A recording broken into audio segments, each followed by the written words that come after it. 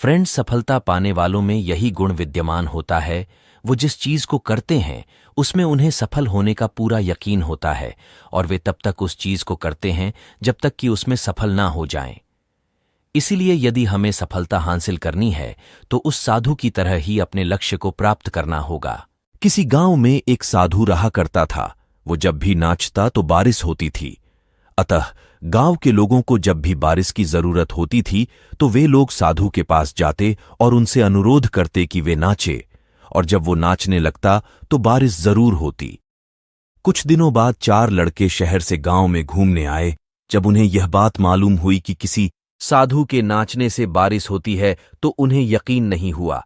शहरी पढ़ाई लिखाई के घमंड में उन्होंने गांव वालों को चुनौती दे दी कि हम भी नाचेंगे तो बारिश होगी, और अगर हमारे नाचने से नहीं हुई तो उस साधु के नाचने से भी नहीं होगी।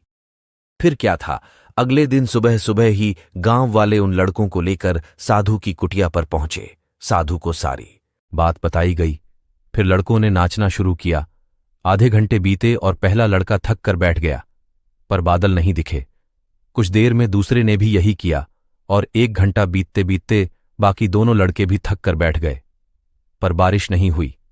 अब साधु की बारी थी। उसने नाचना शुरू किया। 1 घंटा बीता, बारिश नहीं हुई। साधु नाचता रहा। 2 घंटा बीता, बारिश नहीं हुई, पर साधु तो रुकने का नाम ही नहीं ले रहा था। धीरे धीरे शाम ढलने लगी कि तभी बादलों की गड़गड़ाहट सुनाई दी और जोरों की बारिश होने लगी। लड़के दंग रह गए और तुरंत साधु से क्षमा मांगी और पूछा, बाबा, भला ऐसा क्यों हुआ कि हमारे नाचने से बारिश नहीं हुई और आपके नाचने से हो गई? साधु ने उत्तर दिया, जब मैं नाचता हूं तो 2 बातों का ध्यान रखता हूं। पहली बात, मैं ये सोचता हूं कि अगर मैं नाचूंगा तो बारिश को होना ही पड़ेगा, और दूसरी ये कि मैं तब तक नाचूंगा जब तक कि बारिश न हो जाए। दोस्तों, कहानी अच्छी लगी तो चैनल को सब्सक्राइब और लाइक करें।